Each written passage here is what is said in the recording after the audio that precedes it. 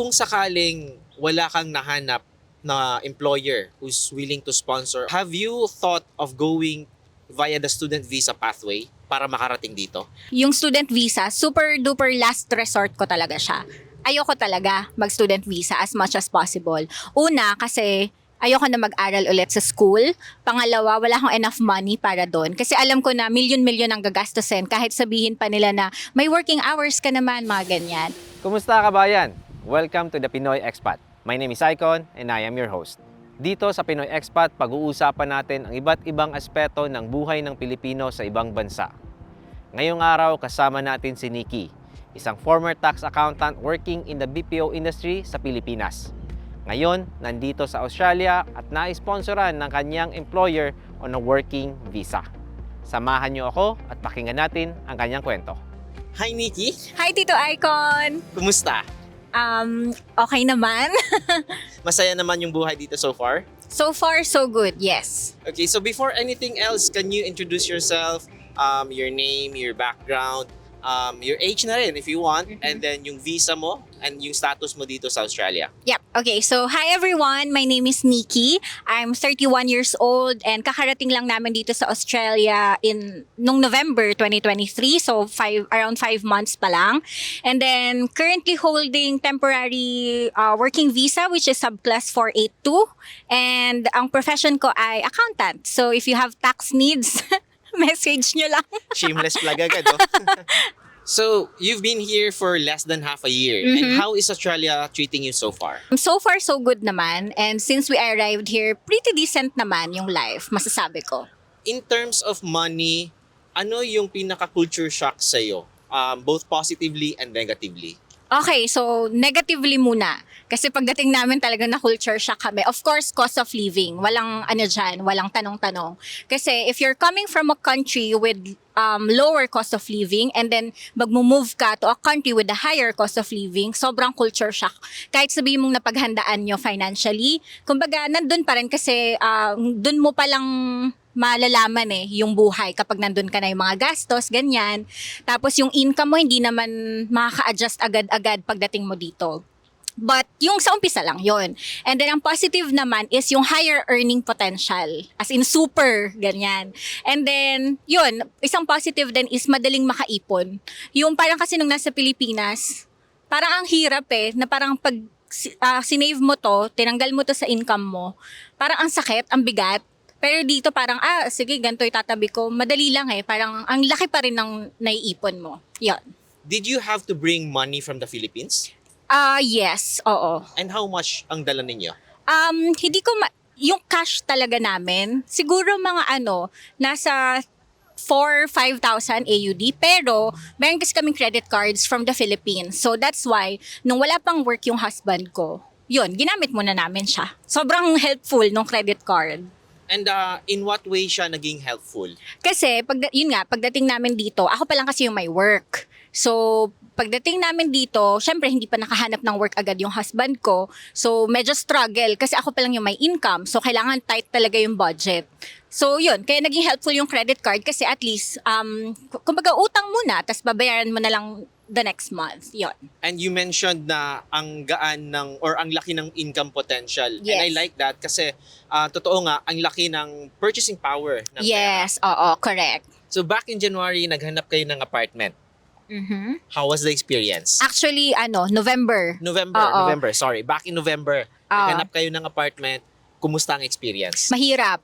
As in, wala nang filter, mahirap talaga. Una, kasi nga, nung dumating kami dito, ako pa lang yung may sure na income.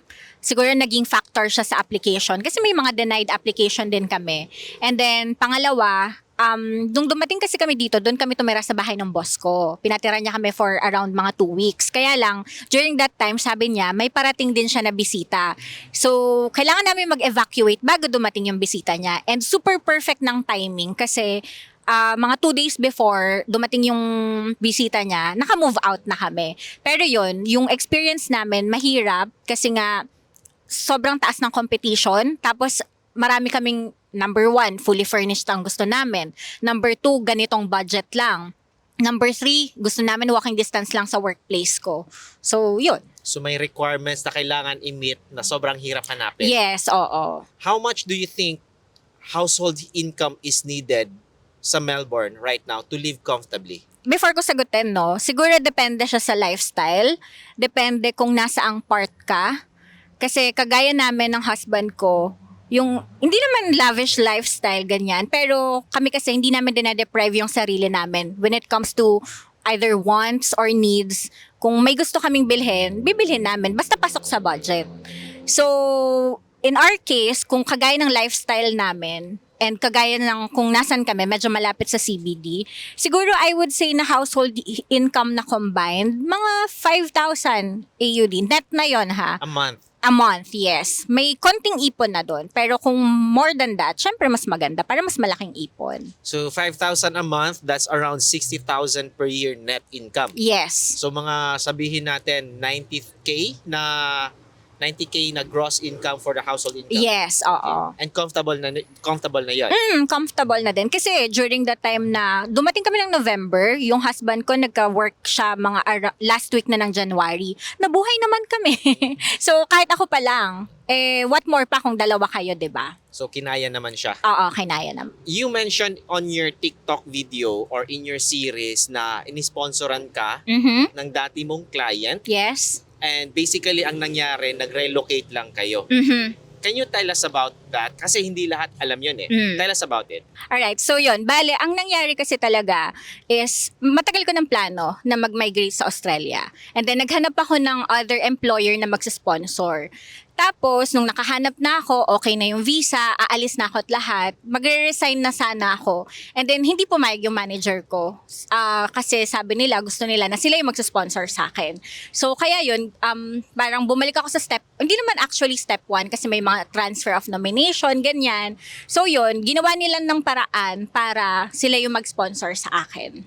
And itong manager na to, siya ba yung nasa Pilipinas or nandito sa Australia? Nandito sa Australia. Right. Mm. But you said you work for a BPO company. Yes. So para bang yung BPO company, intermediary, middleman sila? Yes, correct. I see. So basically, para kang freelancer pero via dun sa Yes, BPO. kumbaga may third party. Oo. Had you known na yung client mo na yon willing din mag-sponsor, would you have dared them na tanungin in the past na, uy, baka gusto niyo akong sponsoran dyan sa Australia? I know. Ako no talaga. As in, kahit na maraming taong nag-uudyok sa akin. Number 1, my husband. Tapos yung family ko, yung mga friends. Kasi alam nila yung kwento. Pero ako, firm talaga ako na, hindi ko tatanungin. Kasi una, mukha lang makapal yung mukha ako. Pero mahihain ako pagdating sa ganyang bagay. Pangalawa, kasi kami, yung team namin sa Philippines, yung offshore team, marami kami. During that time na nag-apply ako, parang mga 4 or 5 kaming staff.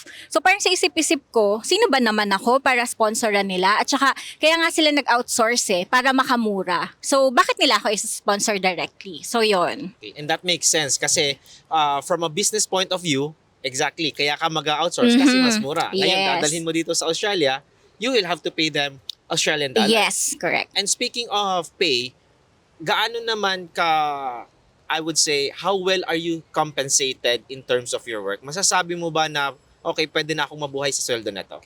Sa ngayon, pwedeng mabuhay, yes. Pero I always want more kasi. So parang nilulook forward ko na meron pa akong pay na mas malaking pwedeng makuha. Pero syempre, as a starting level, okay na ako. Andito na ako Sino pa bang tatanggi?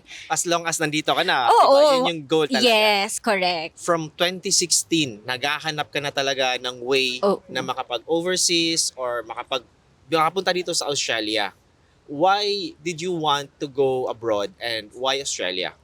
So why Australia? Ang sagot ko talaga, why not? Okay. Pero kidding aside, actually, pag tinatanong ako ng mga tao, even my husband, pag tinatanong niya ako, bakit ba gusto mo mag-abroad? Bakit ba gusto mo maging OFW? Hindi ko talaga alam sagot. Pero feeling ko, it all boils down to self-fulfillment.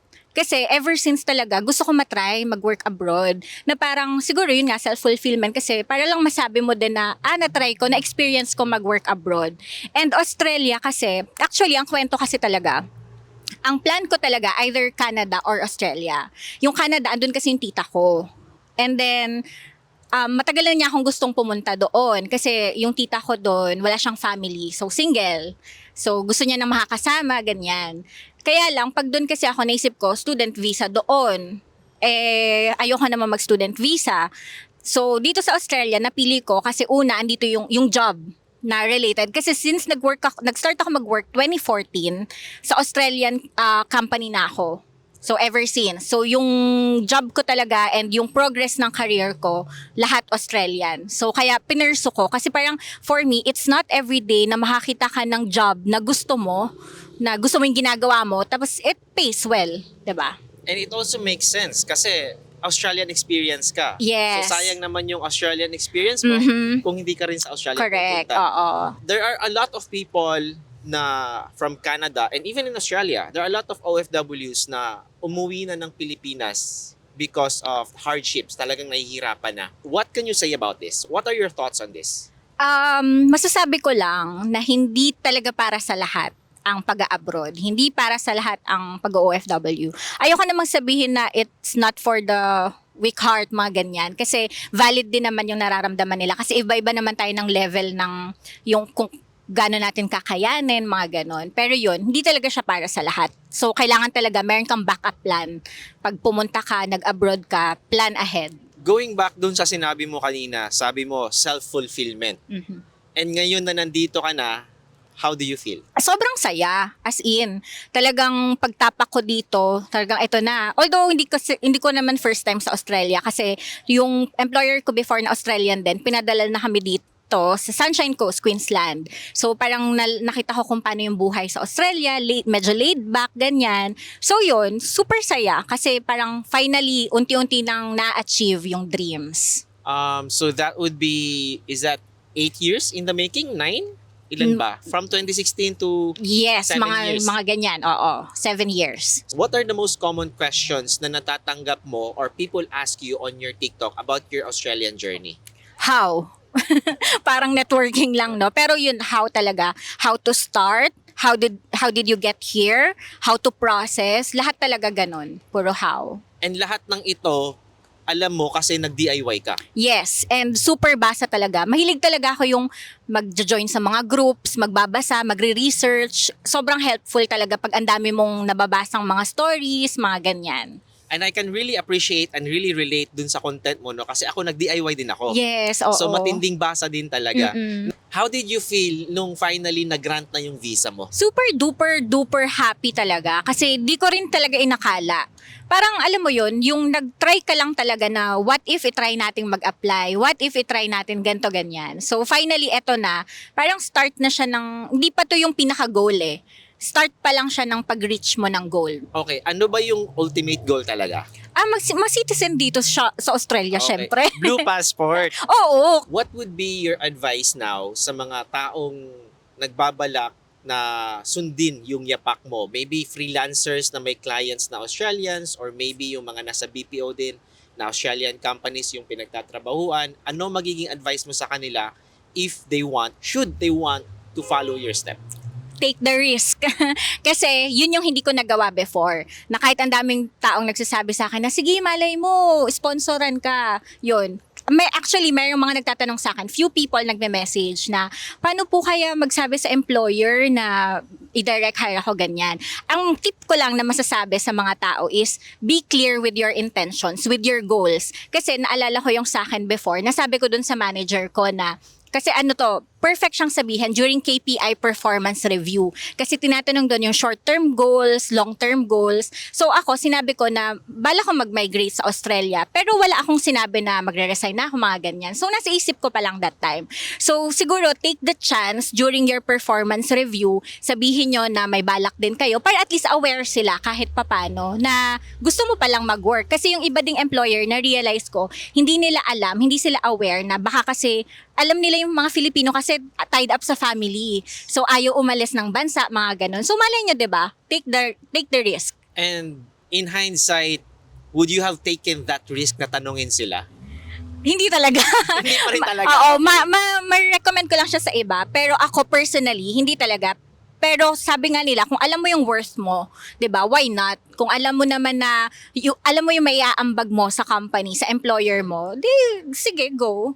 There's no harm in asking naman. Oo, true. In your content, parang kung papanoorin mo siya, dun sa lahat ng videos mo or most of your videos, parang talagang kalkulado yung bawat step mo. Was there ever a time na nagduda ka dun sa gagawin mo? Oo naman. May mga times na yung Australian dream, masasabi ko na medyo namamatay. So, pero hindi ko hinahayaang kumbaga hindi ko hinahayaang mamatay talaga siya. So, may mga times na nanonood ako ng TikTok ng ibang tao, yung parang para mabuhay ulit yung flame na gusto mong Australian dream. So, yun, parang hindi ko lang hinayaan kasi pag may gusto akong gawin, kahit gaano pa siya katagal, gagawin ko talaga. Was there ever any time na nagduda ka, like doubt sa gusto mong mangyari na sigurado ba ako sa gagawin ko? Kaya ko ba to?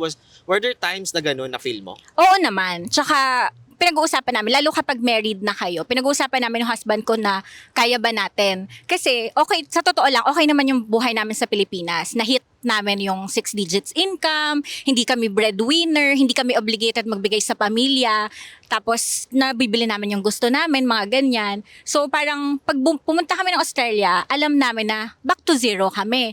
Na yung lifestyle na meron kami sa Pilipinas, hindi agad-agad.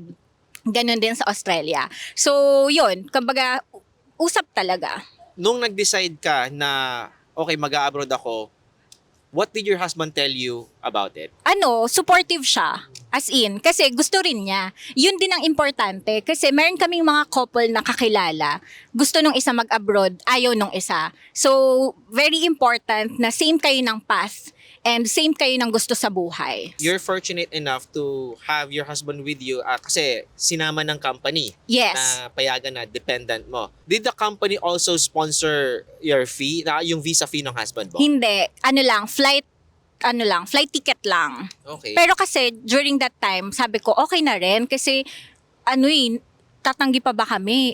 Magkano lang din naman yung visa fee tsaka kumbaga nasa budget talaga namin na ito yung gagastusin natin. So sagutin man nila at sa hindi, okay lang.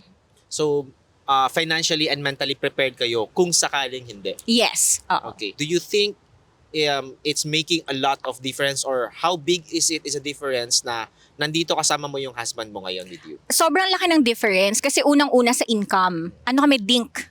Dual income, no kids. Okay. Ayan. So, dahil dual income yung pumapasok, malaki din talaga yung naiipon namin kung sakali. And then, yun nga, may ka-share ka sa expenses mo sa bahay. Tapos, sabi ko nga, parang kung ako lang mag-isa dito, parang hindi ko kakayanin. Kasi bukod sa nasanay na ako na lagi kaming magkasama, alam mo yung iba talaga yung may partner ka na katuwang. So, hindi mo kakayanin yung gasto, yung ipon, yung lungkot, which one? Same, lahat. Lahat. Lahat, oo. What would be your advice sa ibang couple na gustong mag-migrate dito pero isa lang muna yung pwedeng pumunta? I-take na nila yung opportunity. Basta may isang makaalis, okay lang. Kasi even before pa naman nung may employer napag-uusapan na rin namin yan na what if mauna ako? Sabi, okay lang daw, mga 6 months, 12 months, pwede naman. Basta i-grab nyo yung opportunity na merong isang makakapunta. Kasi sabi nga nila, madali na lang naman talaga. Lalo na kung payag naman yung employer mo, kaya naman ng yung visa fees, yung financial capacity nyo. So, yun. Uso naman yun, yung may nauunang isa tapos susunod na lang yung anak and asawa, ganyan. And kung sakaling wala kang nahanap na employer who's willing to sponsor or sabihin natin yung employer mo hindi siya willing mag-sponsor, have you thought of going via the student visa pathway para makarating dito? Actually, yung student visa, super duper last resort ko talaga siya. Ayoko talaga mag-student visa as much as possible. Una, kasi ayoko na mag-aral ulit sa school. Pangalawa, wala akong enough money para doon. Kasi alam ko na milyon-milyon ang gagastusin kahit sabihin pa nila na may working hours ka naman, mga ganyan. Pero, ang plan namin is nung Canada, naisip ko na yan, na pag Canada, student ang pathway ko doon. And then pag Australia, ipipilit ko talaga na work. Kasi yung work ko, na talaga andun na. So, yun. So, you really, really, really did your research, ha? Oo naman. So, talagang pinangarap mo siya, ni-research mo siya, and now you're here. Congratulations. Yes, thank you so much. In terms of the work culture, meron bang pagkakaiba considering na it's basically the same employer, it's the same company?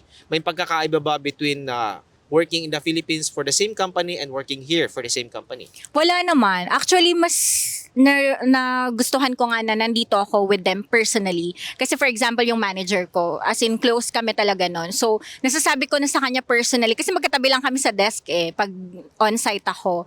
And then, nasasabi ko sa kanya personally kung ano yung mga work rants ko, mga ganyan, yung mga kailangan kong training, mga ganon. So, wala naman masyadong pagkakaiba. Kasi since day one naman, mababait naman talaga yung mga boss ko. And what about the work-life balance, yung anong tawag dyan, yung quality of life na laging sinasabi? How does your weekends usually look like? Balancing-balance ang buhay namin. Actually, before ako magpunta dito, I have multiple income streams in the Philippines. So, I work like 2 to 3 jobs. Hindi dahil sa kailangan na kailangan din namin ng pera, pero dahil ayoko nung natatenga ako, ayoko nung walang ginagawa. Kaya nung before kami pumunta dito, yung husband ko, super excited. Kasi sabi niya, ang pasok mo, for example, 8 to 5. Pag uwi mo ng 5 o'clock, nakaganyan ka lang. Kasi tulala ka, wala ka nang gagawin Okay. Kasi back in the Philippines, after ng day job ko, meron akong mga part-time na tinitake, Mga mga side ganyan. hustles. Yes, oo. So yun, tapos dito, during weekends naman, minsan lumalabas kami. During mga first months namin, dahil nga wala pang work yung husband ko, bahay lang talaga kami. Netflix, ganyan. Ngayon medyo nakakalabas-labas naman na kami. Nakakakain na kami sa labas. So nakakakain na sa Macas or sa Hungry Jacks, ganon. Yes, oo. Pero mahilig din naman kaming mag-Uber Eats, so ganun din. You mentioned yung manager mo na masaya ka na nandito ka kasi katabi mo lang siya. And in your video, in one of your videos, nung first time kayo magkita sa airport, sobrang saya niya.